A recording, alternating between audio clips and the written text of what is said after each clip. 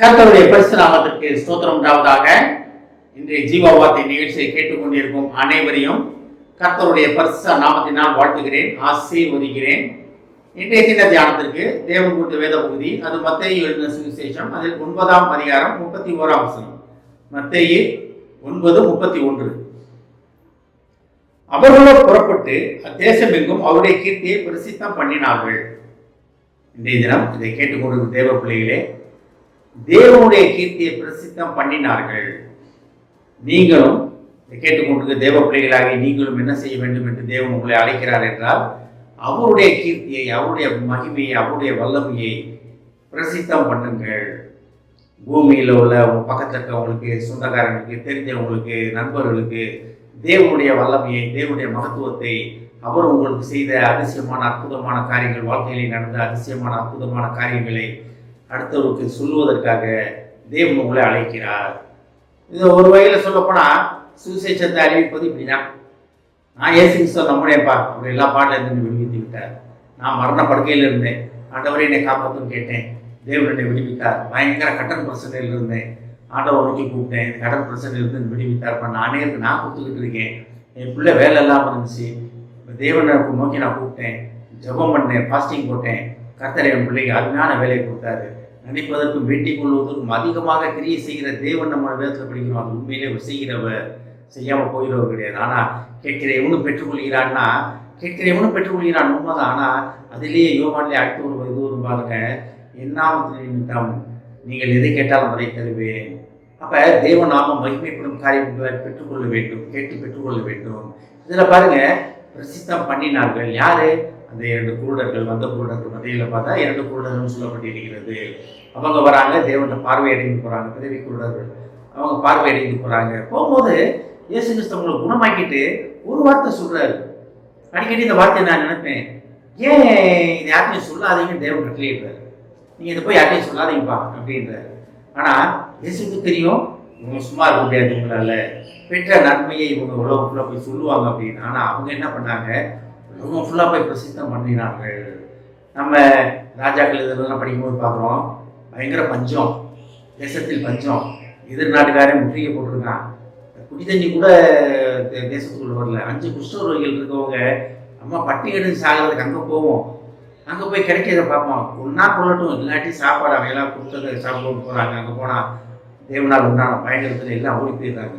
அதை பார்த்துட்டு அவங்க என்ன சொல்கிறாங்க, இது நற்செய்தி அறிவிக்கிற நாள், நம்ம மட்டும் நல்லா இருந்தால் சரி கிடையாது, நம்ம போய் தேசத்தில் சொல்லுவோம் அப்படின்னாங்க. அவங்க சொன்னாங்க. ஆனால் அதோட அந்த 5 குஷ்டரோகிகள் மறக்கப்பட்டு விட்டாங்க, பின்னால் வரல. அதே போல தான் தேவன் நம்ம வாழ்க்கையிலே செய்த நன்மையான காரியங்களை, அதிசயமான அற்புதமான காரியங்களை நம்ம அடுத்தவங்களுக்கு சொல்வதற்காக அழைக்கப்பட்டிருக்கிறோம். இதுதான் ஊழியம், உண்மையான ஊழியம் தான். கர்த்தரை எல்லா பயத்துக்கும் இன்னைக்கு நீங்களாக விடுவித்தார். ரைட்டு, அதை நம்ம வெளியே சொல்லுவோமா? வெளியே சொல்வதற்காக கர்த்தர் நம்ம ஆவலுடன் காத்து கொண்டிருக்கிறார். இதை கேட்டுக்கொண்டு தேவஜனமே, குடும்பத்தில் கஷ்டம் இல்லாத குடும்பமே கிடையாது, பிரச்சனை இல்லாத குடும்பமே கிடையாது. ஆனால் எந்த பிரச்சனையிலிருந்தோ, எந்த கஷ்டத்திலிருந்தும் தேவன் உங்களை விடுதலை செய்திருப்பார். அதிசயமான அற்புதமான காரியங்கள் உங்கள் வாழ்க்கை நீங்கள் பார்க்காம வந்துருக்கவே மாட்டீங்க.